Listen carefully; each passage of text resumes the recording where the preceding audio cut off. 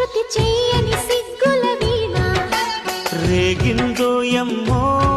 మతిపోయిన ఈ పసికూన ఏం తాళం వేశాడే ఏం రాగం తీసిందే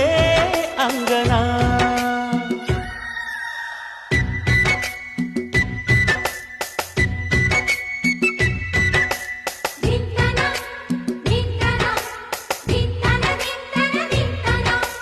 మోగిందో ఎమ్మో